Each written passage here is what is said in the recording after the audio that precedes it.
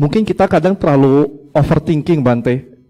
Kami terlalu overthinking, Bante. Ketika ingin berbuat kebajikan, muncul sebuah pemikiran, aduh, nanti saya dikatain nggak ya? Atau ketika kita bantu orang lain, aduh kalau saya selalu bantu nanti saya dimanfaatin nggak ya? Atau nanti saya diperbudak nggak ya? Dibaik-baikin orang nanti dianggap remeh nggak ya? Sehingga ketika ada pemikiran yang overthinking itu, membuat kita jadi ragu-ragu, Bante, untuk berbuat kebajikan.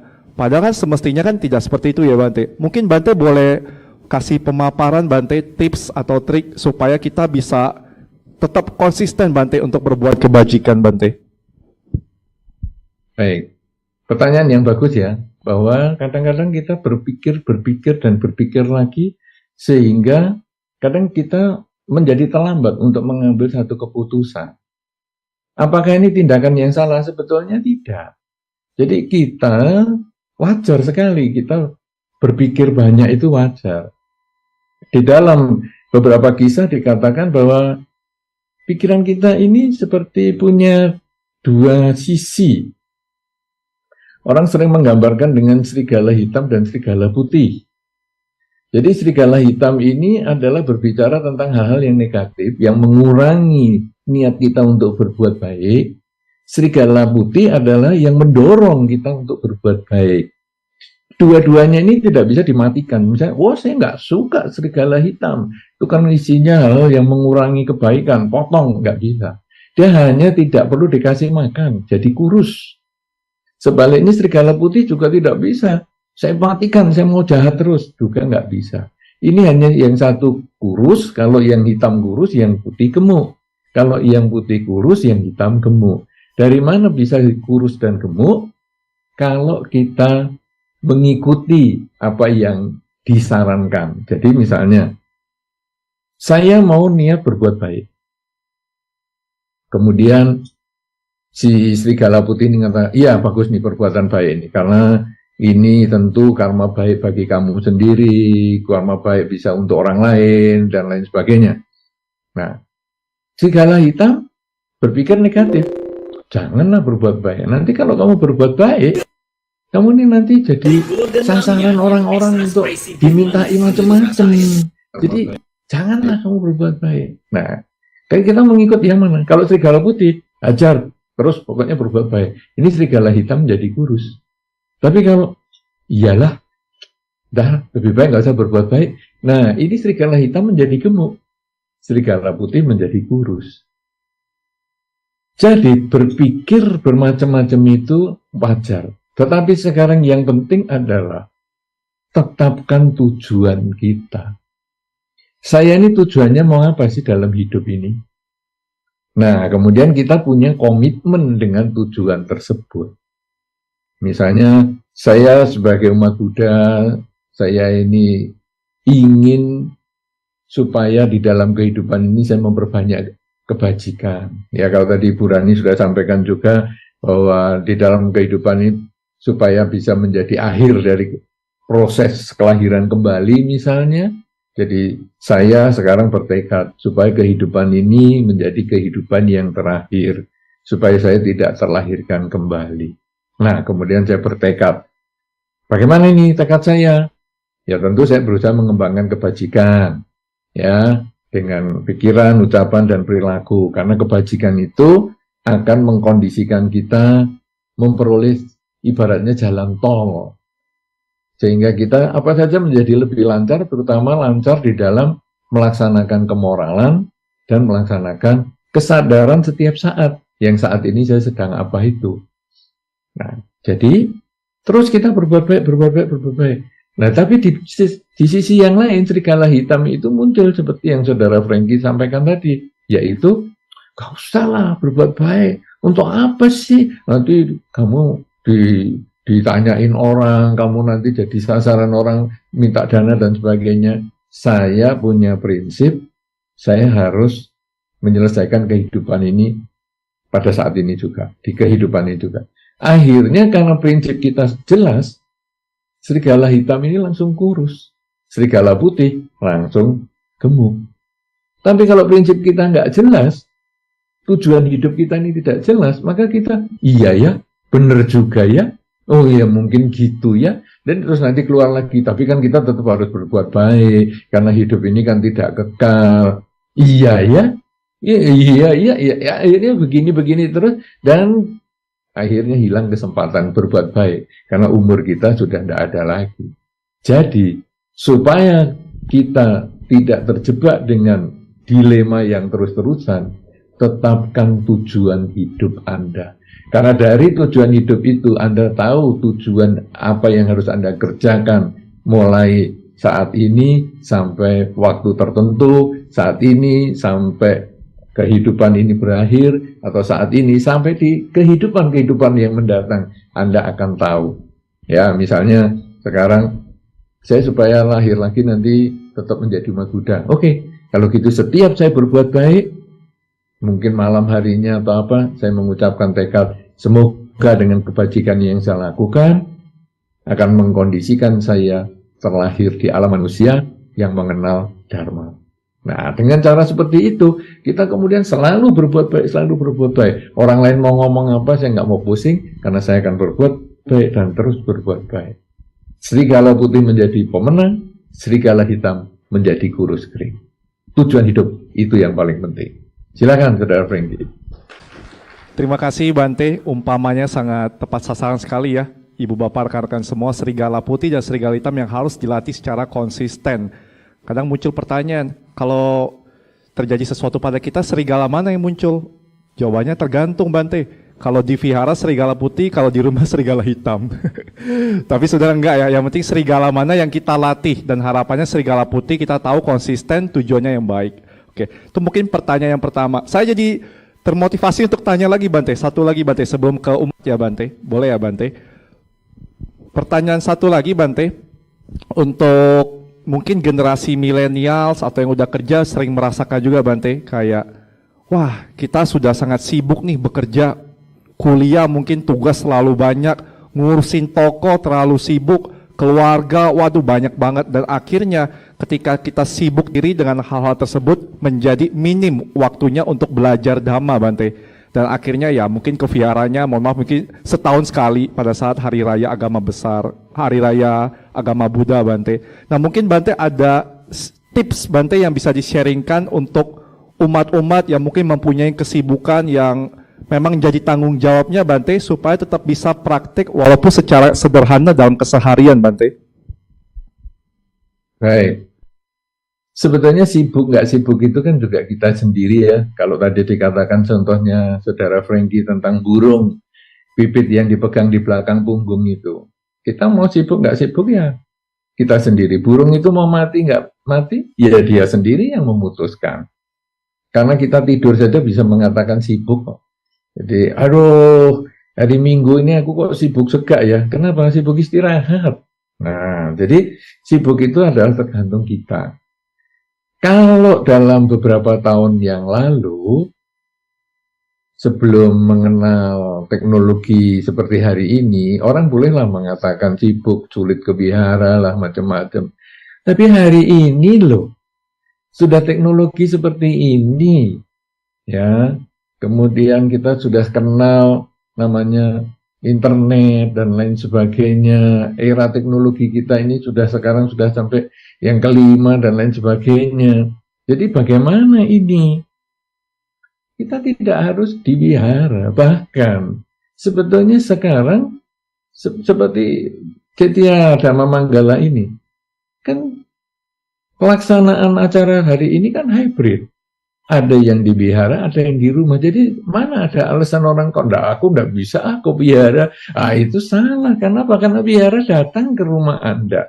Sekarang saya ceramah di sini, tetapi kan datang ke rumah Anda, datang ke Cetya Dhamma Manggala. Kemudian juga ceramah ini tersimpan, terdokumentasi di channel YouTube-nya Cetya Dhamma Manggala. Sehingga kalau Anda tidak ikut hari ini karena kebetulan mungkin pergi kemana bersama keluarga, nanti malam masih bisa.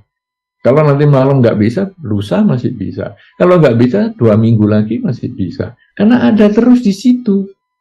Artinya kalau kita mau ya bisa, kalau kita nggak mau Walaupun di wihara pun kita ya bisa sambil buka HP, kemudian chatting ke sana ke sini, ya badannya di wihara tapi pikiran tidak di sini.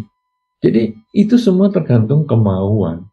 Nah, kemudian kalau sekarang kita sudah jelas di zaman hari ini kita bisa mendapatkan informasi Dhamma dari berbagai hal, bahkan di mobil pun kita bisa memutarkan podcast dari mana-mana tentang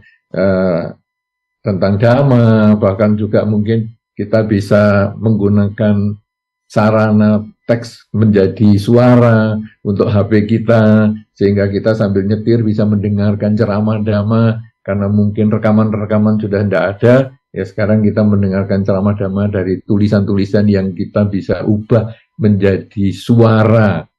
Itu semua teknologi itu sudah ada di HP kita masing-masing. Nah, kemudian yang tadi ditanyakan oleh saudara Franky adalah prakteknya bagaimana? Nah, praktek yang paling sederhana kan Anda bertanya, saat ini saya sedang apa? Pertanyaan itu kan sangat sederhana sekali, dan itu bisa ditulis di HP sebagai mungkin screensaver-nya, atau mungkin sebagai wallpaper-nya, atau mungkin itu diingatkan untuk timer Anda, misalnya mau ngopi, jam 3 mau ngopi. Nah, nanti jam 3 itu timernya adalah saat ini sedang apa, saat ini sedang apa, saat ini sedang apa. Kan kita bisa ngerekam sendiri. Ya, nah sehingga kita itu praktek itu juga ada kemauan. Problemnya adalah adakah kita memiliki kemauan, bukan kesempatan. Kesempatan itu selalu ada. Karena kesempatan itu berada di sekitar kita, tapi kemauan itu belum tentu ada. Kalau kita ada kemauan, maka walaupun tidak ada kesempatan, akhirnya pasti kita mengadakan kesempatan. Tapi kalau tidak ada kemauan, ada kesempatan pun kita ngomong tidak ada. Nah, dari mana kita timbul kemauan? Dari tujuan hidup. Saya ini tujuan hidupnya mau apa? Kalau tujuan hidup kita bahwa saya ingin bahagia di kehidupan ini dalam Dhamma, juga bahagia di dalam kehidupan yang akan datang di dalam Dhamma, maka terus dengan kebajikan. Saya mengisi dengan praktek Dhamma, terus dengan praktek Dhamma setiap saat. Dan begitu saya lemah semangat, kurang termotivasi, maka saya kemudian mengingatkan lagi diri saya, tujuan hidup saya ini apa? Dan begitu saya ingat tujuan hidup, semangat saya bangkit lagi untuk mempraktekkan Dhamma di kehidupan ini. Karena Dhamma ini ada di tangan kita. Kalau kita mau praktek, kita sendiri yang mencapai kebahagiaan, bukan orang lain. Tapi kalau kita tidak mau praktek, ya kita sendiri yang mendapatkan ketidaknyamanan, bukan orang lain. Ya, jadi kesempatan ada selalu, kemauan itu tergantung kita. Kalau Anda mau, Anda bisa praktek Dhamma. Tidak mau, hilang kesempatan. Begitu, Saudara Franky. Silakan. Ya, baik, terima kasih Bante untuk remindernya. Baik, kita buka sesi tanya jawab untuk umat yang hadir. Mungkin boleh mengangkat tangan bila ada pertanyaan, nanti akan dibantu panitia. Ya, boleh. Teman panitia boleh kita berikan mikrofonnya, kameranya nanti kita atur. Mungkin boleh sebutkan nama dan pertanyaannya ya, Ci. Iya, selamat siang Bante Utomo, Namo Buddhaya. Perkenalkan, nama saya Vivi. Tadi sudah sama-sama kita dengar Dhamma Talk dari Bante Utomo dan saya sangat berterima kasih sekali atas sharing Dhamma yang Bante Utomo telah sampaikan. Di awal tadi Bante Utomo mengatakan pikiran adalah pelopor ya. Sebagian atau mungkin setiap orang dari kita pernah mengalami yang namanya trauma. Trauma disebabkan oleh pengalaman atau peristiwa buruk yang pastinya pernah kita alami. Nah, bagaimana menurut Bante untuk menghilangkan trauma tersebut? Apakah mungkin dengan cara menghindari trauma tersebut itu adalah suatu tindakan yang bijak? Seperti itu, Bante Utomo, kira-kira pertanyaannya. Terima kasih. Baik, saya langsung jawab ya, Saudara Franky. Iya, Bante. Ya, trauma itu menjadi milik kita. Hampir kita semua punya traumanya masing-masing ya. Karena kita sampai hari ini melewati tentu pengalaman-pengalaman yang ada suka dan ada duka. Nah, kita tahu tadi ada 3 dimensi waktu, masa lalu, masa sekarang, dan masa depan. Trauma itu timbul dari pengalaman di masa lalu. Jadi kita pernah mengalami sesuatu yang tidak menyenangkan dan kita takut terulang. Apakah trauma itu harus dilupakan? Tidak.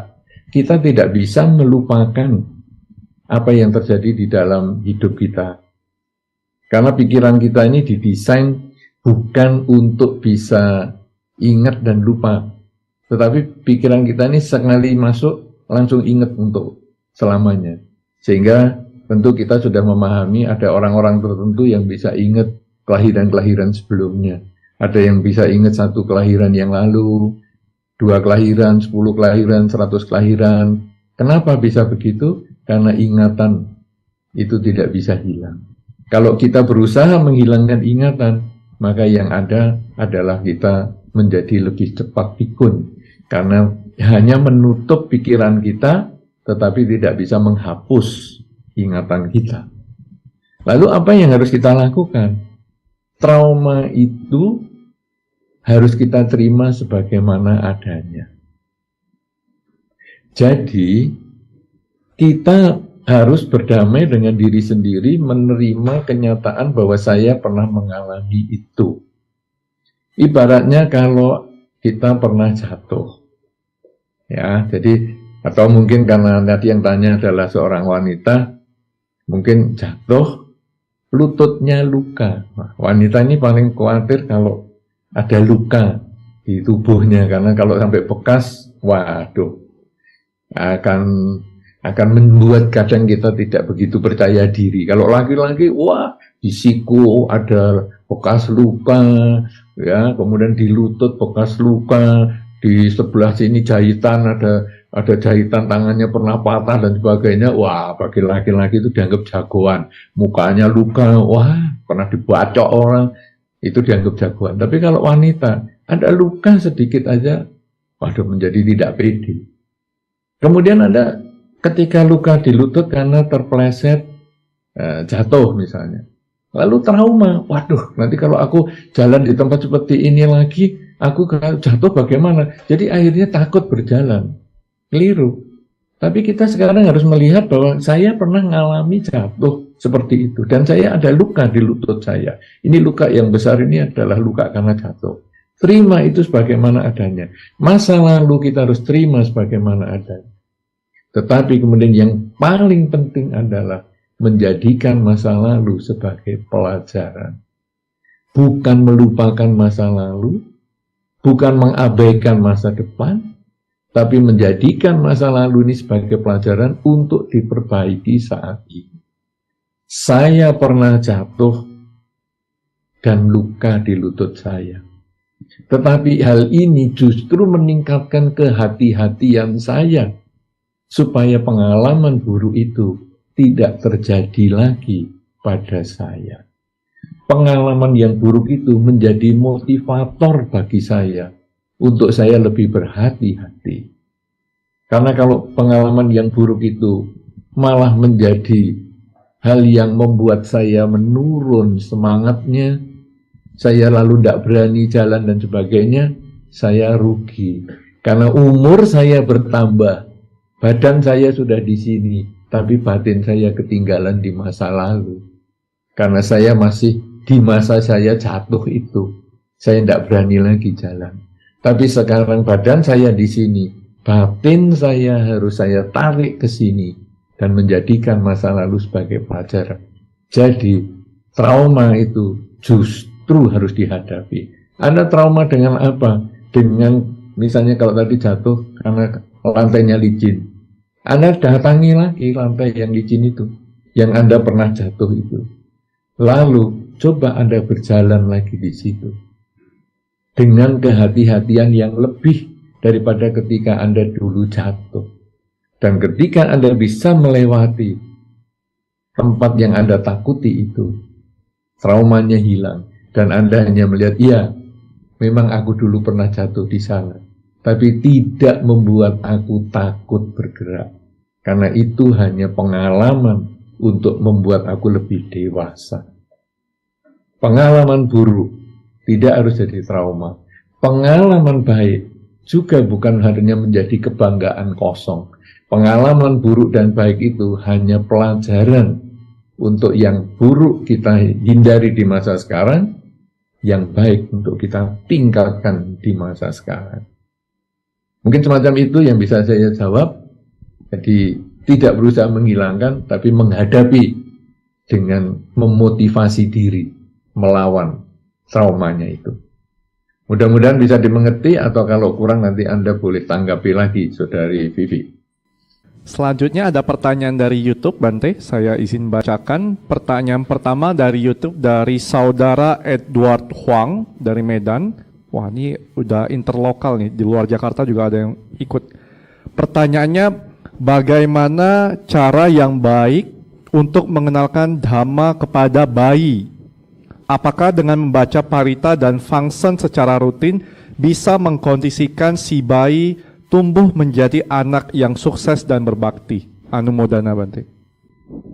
Baik, senang sekali bisa diikuti oleh teman-teman dari banyak tempat, karena memang inilah manfaatnya kita mempunyai media sosial ya. Jadi tidak kemana-mana tapi ada di mana-mana ya. Saya tidak kemana-mana tapi ada di mana-mana ya, sehingga nanti mungkin juga ada sebagian teman kita yang dari luar negeri segala bisa ikut seperti ini kan.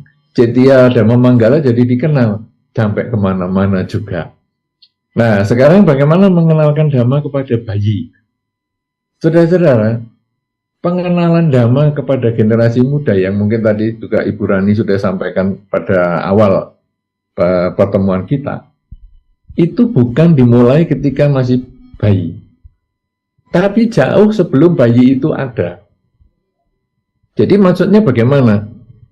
Ketika pasangan menikah, pria dan wanita menikah, kemudian mereka dilakukan pemberkahan secara agama Buddha, kemudian mereka di dalam kehidupan sehari-harinya sering membaca parita bersama, sering bermeditasi bersama, sering berbuat baik bersama, dan lain sebagainya.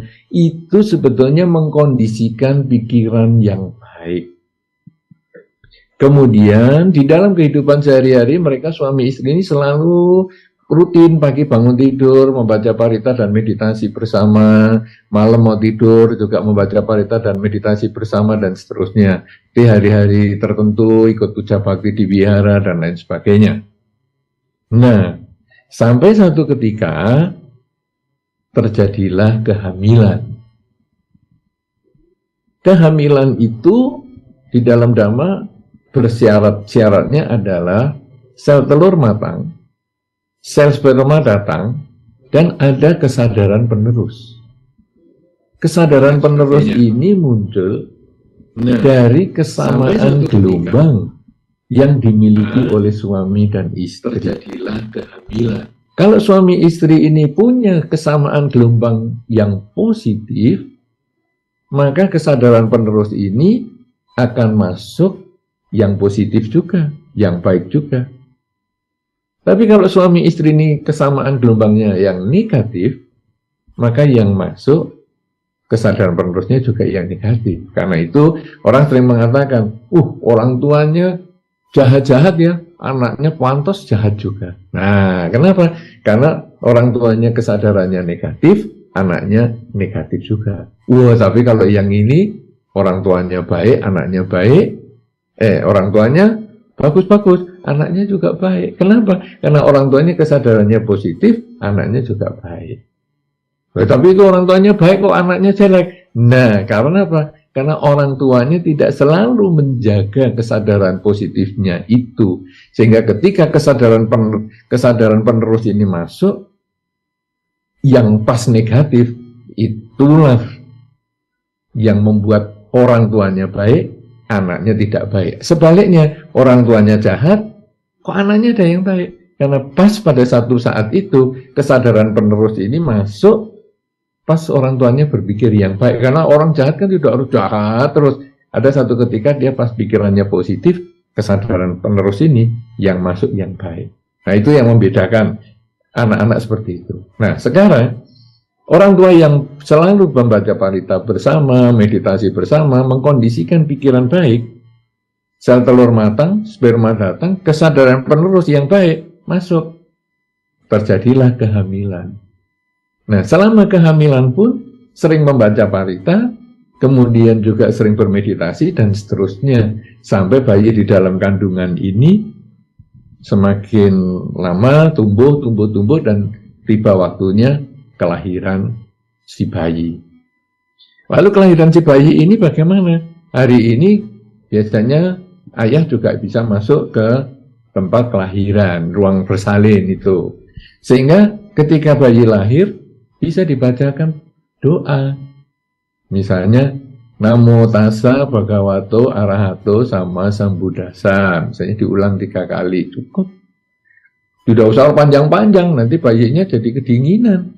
Ya, jadi cukup Namo tassa bhagavato arahato sama sambuddhassa, atau Budang saranang gacami, Dhammang saranang gacami, Sanggang saranang gacami. Sudah. Maka itu dibisikkan di telinganya, tidak usah teriak-teriak karena dokternya belum tentu Buddhis, ya, dan lain sebagainya. Nah, kemudian setelah bayi ini lahir, dibawa pulang, bayi ini juga diajak meditasi bersama, karena suami istri tadi kan punya kebiasaan baca parita dan meditasi bersama, pagi bangun tidur, malam mau tidur. Bayinya ini diajak, walaupun dia tidur tidak masalah. Kenapa sih? Karena di dalam perut pun si bayi ini juga diem, tetapi karena orang tuanya membaca parita meditasi, bayi di dalam kandungan itu dia bisa menerima getaran suaranya maupun getaran kebajikan yang dilakukan oleh ayah dan ibunya ini. Sekarang setelah dia lahir, dia walaupun tidur, diletakkan aja di cetia di rumah, kemudian membaca parita dan bermeditasi bersama. Kemudian terus bayi ini menjadi tumbuh, menjadi lebih dewasa.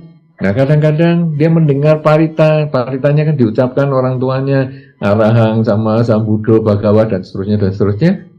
Anak ini walaupun matanya masih tertutup, tapi telinganya kan terbuka. Nah, dia mendengarkan dhamma terus. Mungkin kadang-kadang nggak mau tidur atau apa, disetelkan ceramah dhamma misalnya, boleh. Ya, ada ceramah dhamma ataupun pembacaan parita. Kan Anda bisa lihat dari YouTube banyak sekali itu koleksi ceramah dhamma atau pembacaan parita ataupun lagu Buddhis. Dah, dengarkan. Itu sebetulnya termasuk mengenalkan dhamma sejak anak-anak. Nah, kemudian apakah orang tua function pelepasan makhluk? Bisa. Ya, orang tua melepaskan makhluk termasuk karma baik. Tetapi kalau mau mendidik anak-anak mengenal dhamma lebih awal, masukkan lewat telinga kalau dia belum bisa diajak ngomong. Kalau sudah bisa, ya kadang-kadang diajak ke wihara dan sebagainya. Tapi apakah kalau belum bisa ngomong tidak boleh diajak ke wihara? Boleh. Biarkan dia tidur, tidak apa-apa. Tapi telinganya akan terbuka terus, ikut membaca parita di dalam hatinya dia. Nah, dengan cara seperti itu, maka orang tua mulai mengenalkan dhamma secara bertahap. Kadang kita orang tua membacakan buku-buku dhamma, mungkin tentang cerita-cerita Buddhis dan lain sebagainya. Tapi kalau orang tua tidak punya kesempatan, setelkan aja pembacaan mungkin cerita-cerita Buddhis dan sebagainya yang bisa diperoleh dari berbagai sumber dari internet. Ya, saya kira ini niat baik orang tua untuk mengenalkan dhamma. Lakukan itu dan ajak anak berbuat baik ya. Sering ke wihara, sering melepas makhluk bersama, kemudian mungkin ya membaca parita bersama dan sebagainya. Saya kira ini sangat bagus sekali. Kemudian niat baik Anda menjadi kenyataan. Anak Anda menjadi anak yang baik dan mengenal dhamma, praktek dhamma dengan baik. Silahkan, lanjut. Sadu. Terima kasih Bante. Jadi bisa dikondisikan ya, ibu bapak yang punya bayi atau lagi mengandung, kalau lagi tidur, puterin aja YouTube Bante Utamo, dengerin tuh. Wah, itu bagus, itu langsung masuk tepat sasarannya Bante ya. Boleh Bante. Oke. Selanjutnya ada pertanyaan dari Ibu Meta, mungkin boleh ditampilkan juga di layar pertanyaannya. Begini Bante pertanyaannya. Tadi sudah dijelaskan tentang adanya serigala hitam dan serigala putih.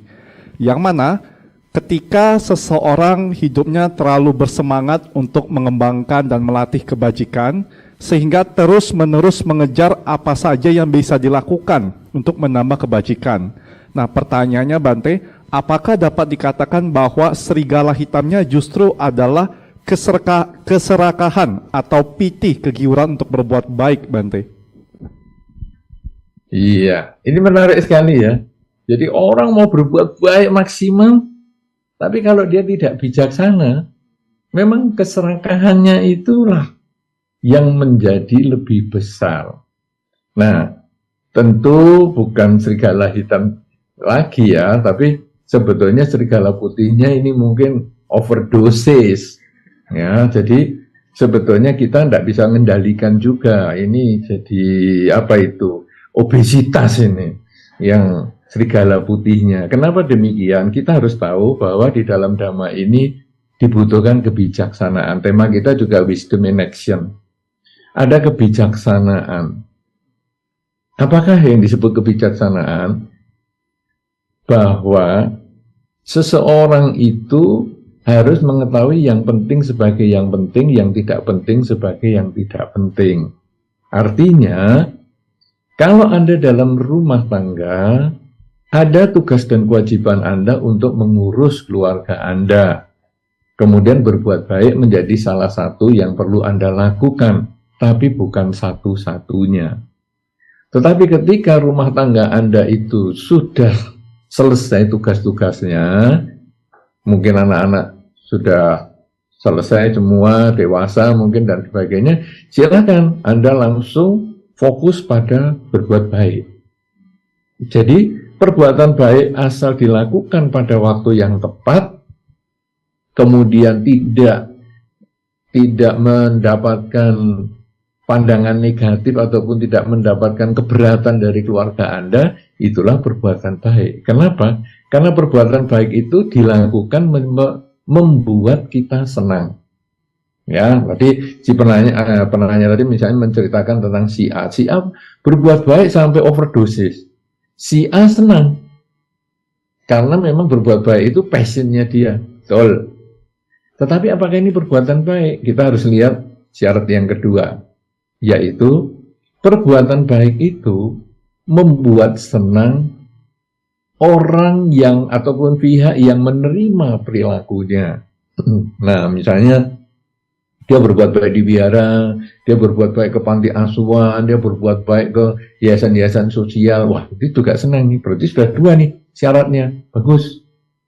Yang ketiga syarat perbuatan baik adalah semua pihak ini tidak, lingkungan di luar dia tidak merasa keberatan. Nah, sekarang keluarganya keberatan nggak? Kalau keluarganya nggak keberatan, ya itu tetap perbuatan baik. Tapi kalau keluarganya mengatakan, ya kamu jangan pergi terus dong, kita ini kan juga perlu diurus keluarganya. Ada yang keberatan, maka ini kebajikannya dipertanyakan. Karena masih ada yang membuat orang nggak suka. Kemudian yang keempat adalah kebajikan itu apabila didorong ataupun apabila itu dimotivasikan, disebutkan ataupun diajarkan di dalam Dhamma. Nah, jadi di dalam Dhamma kan disampaikan tentang kebijaksanaan. Kalau memang syarat empat hal ini terpenuhi, maka itulah perbuatan baik. Tapi kalau keempat hal ini ada salah satu syarat saja tidak terpenuhi, maka itu bukan perbuatan baik. Jadi kita tidak bisa mengatakan dia perbuatan baiknya kelebihan atau overdosis, tidak bisa. Karena yang tahu persis adalah dirinya. Sama dengan orang mengatakan, dia dananya besar sekali ya, 1 juta misalnya, besar. Dia punya duit berapa? Kalau dia punya duit 1 miliar, maka dana 1 juta menjadi tidak besar. Tapi kalau dia katakan, dananya dia kecil cuma 50.000. 50.000 itu duit dia berapa? Duit dia cuma 100.000. Itu jadi besar 50.000. Kenapa? Karena semua itu kan relatif. Kita tidak bisa mengukur orang lain dari ukuran kita. Kalau saya memang tidak seperti itu kalau melakukan kegiatan sosial, ya silahkan. Karena Anda seperti itu. Tapi orang lain, mungkin dia punya kondisi yang berbeda. Sehingga melakukan kegiatan sosialnya, dia seolah-olah berlebihan. Padahal bagi dia, biasa-biasa saja. Nah, jadi pengetahuan dhamma ini, bijaksana itu adalah untuk mengukur diri kita. Bukan untuk mengukur orang lain.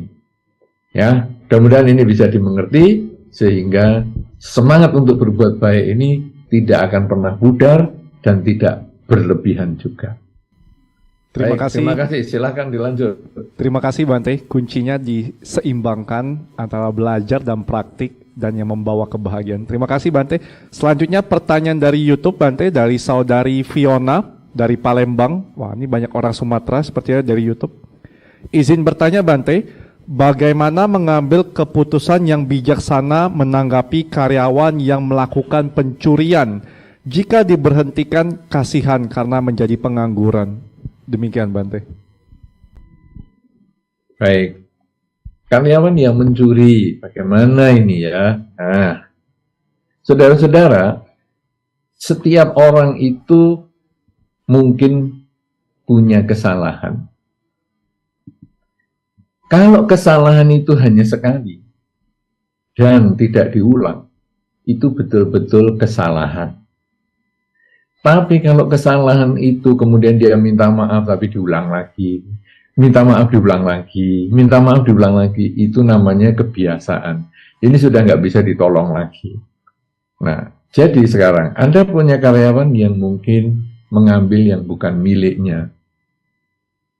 Hal yang mungkin bisa Anda lakukan sebagai seorang umat Buddha adalah memanggil karyawan itu baik-baik.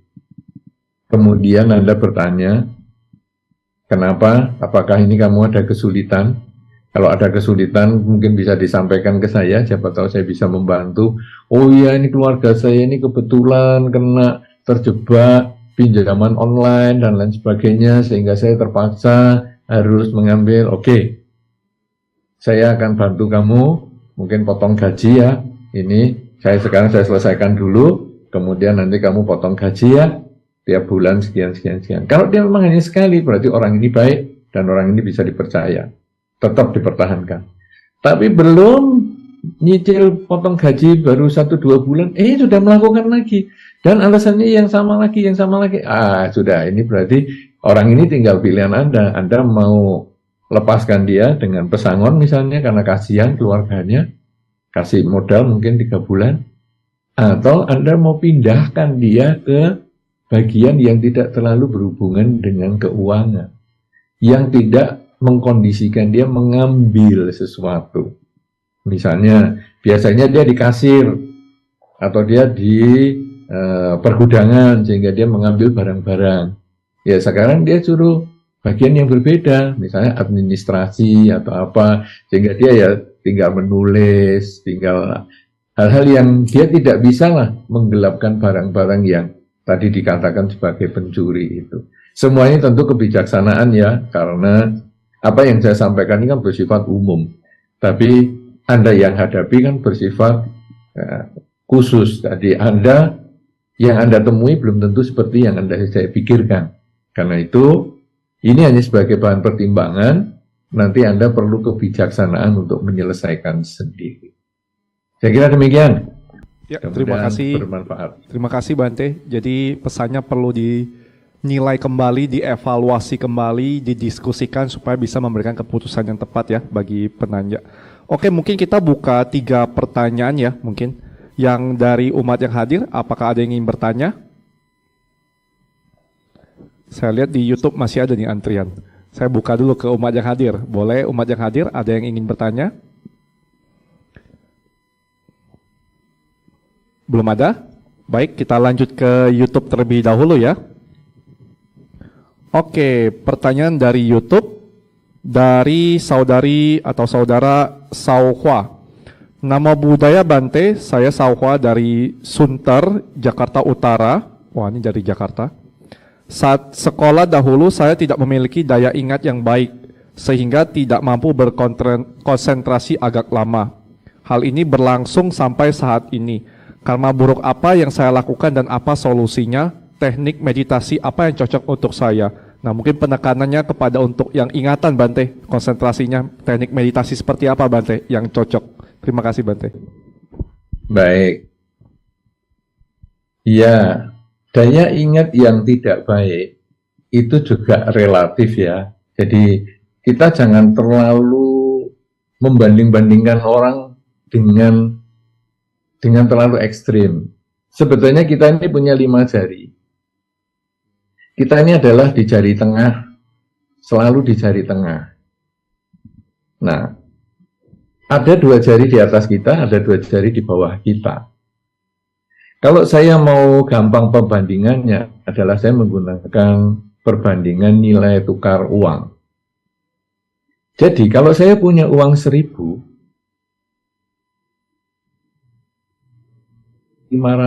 rupiah, ada orang yang punya uang 100 rupiah. Jadi kalau saya punya uang 1.000 dan saya membandingkan yang 500 dan 100, saya boleh sombong nih. Walaupun 1.000, saya yang paling banyak punya uang dibandingkan mereka. Tetapi kalau kita bandingkan dengan 2 jari kita di atas, bahwa saya punya uang 1.000, tapi di atas kita ini ada yang punya 2.000 dan 5.000, maka saya agak minder. Saya menjadi rendah diri, karena uang saya yang 1.000 tadi, ternyata paling sedikit dibandingkan yang lain. Kalau gitu sekarang 1.000-nya saya tambah menjadi 1 juta. Wah, langsung besar. 1 juta. Sehingga orang di bawah saya ada yang 500.000, ada yang 100.000. Wah, saya 1 juta paling banyak. Tapi ternyata di atas saya ada yang 2 juta, ada yang 5 juta. Berarti saya juga di tengah lagi. 1 juta ini saya kembangkan menjadi 1 miliar. Ya sama saja. Ada yang di bawahnya 500 juta, ada 100 juta. Di atasnya ada yang 2 miliar, ada yang 10 miliar. Saya besarkan lagi menjadi 1 triliun. Ya tetap sama di tengah. Itu kalau uang. Tetapi kehidupan juga sama. Saya merasa bahagia kalau dibandingkan dengan beberapa orang di bawah saya. Tapi kebahagiaan saya ini menjadi tidak ada apa-apanya kalau dibandingkan dengan orang yang di atas saya. Karena ada yang lebih bahagia daripada saya. Saya merasa paling menderita kalau dibandingkan orang-orang di bawah saya. Tapi saya lebih tidak menderita dibandingkan orang-orang di atas saya. Jadi selalu kita ini di tengah. Kalau Anda mengatakan saya daya ingatnya buruk, Anda bandingkan dengan siapa? Kalau Anda bandingkan dengan orang-orang di atas Anda mau ngejar tidak bisa. Tapi kalau sekarang Anda membandingkan orang di bawah Anda, oh ya berarti masih lumayan, saya masih tidak buruk-buruk banget. Nah artinya apa saudara? Semua orang itu punya kelebihan dan kekurangan. Anda mungkin merasa ada kekurangan dalam daya ingat. Tetapi mungkin Anda punya kelebihan di bidang lain. Misalnya, daya ingat tidak bagus, tapi Anda punya kemampuan merangkai bunga yang bagus. Nah sudah, berarti Anda kembangkan kelebihan Anda merangkai bunga itu sampai Anda menjadi mungkin pengusaha bunga hias di kota Anda yang sukses, tanpa harus merasa menderita karena daya ingat yang sulit ini. Sebaliknya, Anda daya ingatnya kurang. Tetapi Anda adalah orang yang baik dan mudah dipercaya orang lain. Sampai akhirnya mungkin Anda dipercayai perusahaan yang besar dan sebagainya. Yaitu kembangkan nilai-nilai baik yang Anda miliki itu. Jangan Anda hanya dihantui dengan pengen sempurna dengan daya ingat yang lemah itu. Nah, sekarang setelah kita tahu kelebihan dan kekurangan, kemudian kita harus bisa menerima kekurangan kita sebagaimana adanya. Seperti tadi yang tentang trauma yang saya sebutkan, misalnya lututnya ada bekas luka dan sebagainya. Saya sudah menerima kelebihan, kekurangan saya itu, dan saya menggunakan kekurangan itu sebagai motivator untuk saya maju. Saya lebih hati-hati kalau tadi trauma. Kalau sekarang, saya tahu kekurangan saya yaitu daya ingat saya lemah. Apa yang saya harus lakukan? Memang meditasi menjadi salah satu cara. Meditasi apa yang bisa meningkatkan daya ingat? Sebetulnya meditasi mengamati objek. Nafas itu pun bisa. Karena Anda sadar saat ini nafas masuk, nafas keluar, itu juga bisa meningkatkan daya ingat. Tapi kalau Anda masih kurang, merasa kurang, sudah berlatih cukup lama masih merasa kurang, Anda boleh menggunakan objek benda. Benda itu misalnya Buddha Rupang. Jadi, Buddha Rupang boleh berupa arca, boleh berupa lukisan atau foto. Kemudian, Anda mengambil posisi duduk di depan Buddha Rupang tadi, pandangi Buddha Rupang itu mulai dari atas, kepala misalnya, amati baik-baik bentuk rambutnya, warnanya, kemudian setelah diamati, lalu Anda tutup mata, coba diingat-ingat bentuk kepala Sang Buddha tadi bagaimana, bentuk rambutnya itu bagaimana, warnanya apa. Kalau lupa, buka mata, diingat-ingat lagi, tutup lagi. Diingat-ingat lagi, lupa, buka mata. Sampai itu boleh selama beberapa hari seperti itu, mungkin beberapa minggu seperti itu, sampai nanti akhirnya Anda bisa persis melihat bentuk kepala dan rambut Sang Buddha itu antara buka mata dan tutup mata itu kurang lebih sudah sama. Kalau sudah mulai sama, nanti Anda boleh mulai turun ke wajah Sang Buddha. Jadi Anda amati kemudian tentang posisi matanya, hidungnya, bibirnya, dan lain sebagainya, dahinya. Anda amati baik-baik dengan mata terbuka, kemudian tutup mata, melanjutkan tadi dari rambut, bentuk kepala, kemudian mengisi mukanya itu dengan yang barusan Anda ingat. Itu 1 hari, 2 hari, seminggu, 2 minggu, terus Anda latih seperti itu. Sampai nanti akhirnya gambaran kepala Sang Buddha ini lebih jelas, kemudian telinganya juga bisa Anda gunakan, diingat juga telinganya Sang Buddha seperti apa, sampai nanti kepala Sang Buddha ini seluruhnya Anda bisa ingat. Mungkin nanti terus turun lagi, setengah dada, Anda ingat bentuk jubahnya, Anda ingat semua pundaknya, dan lain sebagainya. Apa yang Anda lihat dengan mata terbuka dan mata tertutup ini, Anda ingat baik-baik. Dan itu terus Anda lakukan, karena meditasi ini membiasakan berpikir ya, jadi melatih cara berpikir. Sehingga nanti kalau Anda sudah daya ingatnya ini menjadi lebih baik, maka karena kita menggunakan teknik meditasi ini untuk kehidupan sehari-hari, Anda akan lebih mudah mengingat hal-hal yang biasanya Anda lupakan. Jadi, loh kok sekarang saya jadi ingat ya, dulu aku jarang loh ingat beginian. Nah, itu karena Anda terbiasa melatih kemampuan pikiran Anda. Inilah salah satu cara untuk meningkatkan daya ingat, tetapi hal yang perlu diketahui adalah bahwa setiap orang punya kelebihan dan kekurangan. Anda jangan terfokus pada kekurangan Anda, tapi kalau bisa Anda juga menyadari kelebihan Anda, tingkatkan kelebihan Anda, sehingga orang akan merasa Anda memang hebat di bidang lain, tapi memang punya kelemahan di bidang daya ingat. Tidak apa-apa, bukan kejahatan juga, lemah daya ingatnya. Saya kira demikian, boleh dilanjut untuk pertanyaan berikut. Ya, terima kasih Bante untuk urayanya. Jadi bisa dipraktekan ya Ibu Bapak semua, kita coba scanning dari tubuh kita, bisa membantu. Mungkin masuk ke pertanyaan terakhir ya, mungkin karena mengingat waktu juga. Dari umat yang hadir, ada yang ingin bertanya? Umat yang hadir di CDM? Belum ada? Kalau belum ada, saya bacakan yang di YouTube ya. Ini mungkin kita boleh tampilkan juga di layar dari saudari, coba kita lihat terlebih dahulu. Ya, saudari Sherly.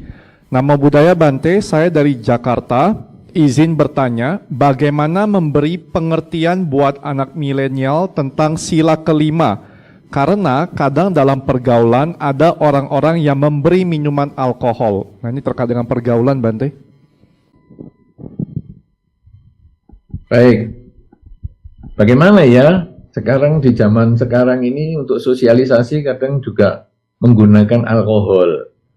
Nah, dalam pelaksanaan sila sebetulnya ada beberapa orang yang punya pandangan bahwa sila itu nomor satu harus lurus, kaku, tidak boleh ditawar. Itu ada. Jadi misalnya sekarang kita tidak boleh minum alkohol. Ya sudah, jangan minum alkohol.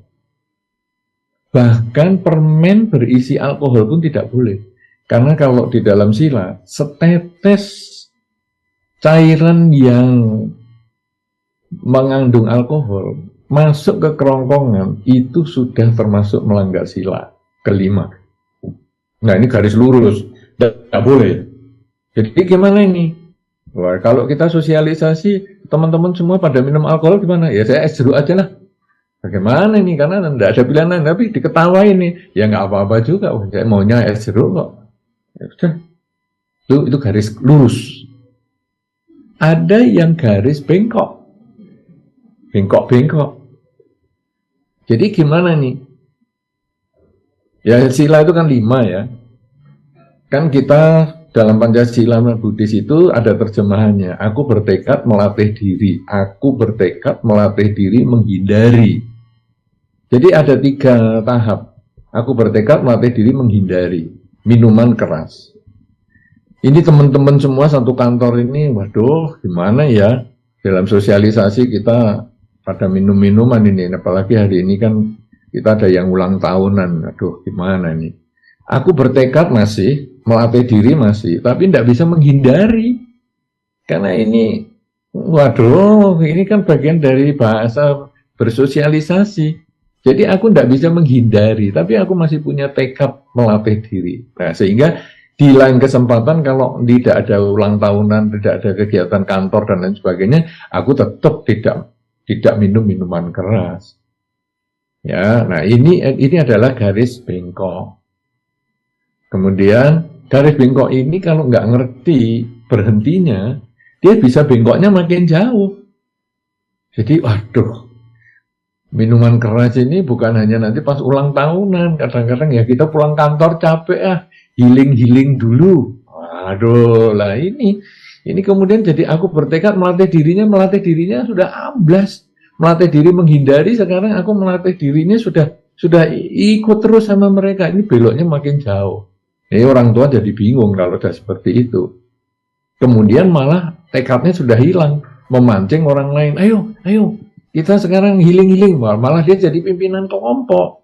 Nah ini yang dikhawatirkan orang tua akan sampai ke situ. Nah, jadi satu tegas, yang satu nyimpangnya jauh. Kan kita tentu ingat di dalam Dhamma kan ada kata-kata bahwa ya semuanya kalau bisa jalan tengah lah. Jangan terlalu ekstrem kiri, ekstrem kanan. Nah, bagaimana jalan tengah? Ya kalau memang sosialisasi dan penting sekali, ya mungkin kita supaya itu bahasa pergaulan ya sedikit masih bisa. Nah ini menjadi jalan tengah. Jadi itu kita tekati sendiri. Nanti seperti contohnya saudara Frankie juga, antara burung mati atau burung hidup itu. Semua tergantung diri sendiri. Karena tidak ada yang bisa menjadi pimpinan kecuali diri kita sendiri. Orang lain, orang tua kita kadang tidak ikut kita 24 jam. Tapi diri kita, kebijaksanaan kita ikut dengan kita 24 jam. Jadi kita harus memutuskan, aku harus bisa berhenti. Cukup sampai di sini. Kalau Anda bisa memutuskan gitu, Anda timbul kebijaksanaan. Tapi kalau tidak bisa memutuskan, kemudian dia tenggelam terus mengikuti yang bengkok terus, maka selamanya dia akan hancur. Nah, jadi 5 sila ini diusahakan dipertahankan, tapi kalau sampai tidak bisa, bukan hanya sila kelima, sebetulnya sila keempat itu juga sering. Bukan hanya anak yang sila kelima, orang tua sila keempat juga banyak, ya, yaitu kebohongan. Itu paling sering. Bagaimana ini? Ini wihara mau berdana nggak untuk wihara? Aduh, aku nggak punya uang. Loh, kok nggak punya uang? Kan punya. Cuman aku nggak punya banyak untuk bisa didanakan. Kan itu jawabnya. Ya, jadi sebetulnya kebohongan ini juga banyak. Tapi ingat, aku bertekad melatih diri menghindari. Kalau sampai nggak bisa dihindari, ya terpaksa kita melakukan. Tapi hanya sekali dan jangan diulang lagi di masa depan. Karena kebijaksanaan kalau di dalam Dhamma dikatakan orang yang tahu salah maka dia tidak akan mengulang di masa depan perbuatan salahnya itu. Tapi kalau orang yang tidak tahu perbuatan itu salah, dia akan mengulang dan mengulang. Dia sudah tahu dia melanggar sila yang kelima, maka dia tidak mengulang di masa depan. Tapi kalau dia tidak tahu bahwa itu pelanggaran sila, itulah yang akan dia ulang-ulang. Ya, mudah-mudahan ini bisa menjadi bekal bahwa orang yang melanggar sila kelima karena pergaulan itu, selama dia bertekad hanya sekali ini saja, nanti tidak mengulang ataupun hanya terpaksa dilakukan, silahkan. Tapi kalau memang memaksakan diri, mengkondisikan dirinya, lah itu sudah nipu dirinya sendiri. Ya, mudah-mudahan ini bisa dimengerti. Terima kasih sudah banyak bertanya. Ternyata umat-umat Cetya Dhamma Manggala ini sangat luar biasa karena pengertiannya sangat bagus sehingga tidak banyak pertanyaan, tidak banyak problem. Apa yang dijelaskan sudah langsung bisa dimengerti. Tetapi sungguh berbahagia karena Cetya Dhamma Manggala memberi kesempatan teman-teman kita yang di luar, yang mungkin sulit untuk mendapatkan pemahaman Dhamma, justru memiliki kesempatan untuk bertanya yang lebih banyak sehingga hasilnya kita semua mendapatkan kesempatan untuk melaksanakan Dhamma dengan lebih baik di masa sekarang, di masa depan, dan mungkin bisa menyelesaikan kehidupan ini dengan tidak terlahirkan kembali. Saya kira ini sangat bagus sekali. Mudah-mudahan perjumpaan kita ini memberi manfaat dan saya kembalikan kepada Saudara Frankie. Terima kasih.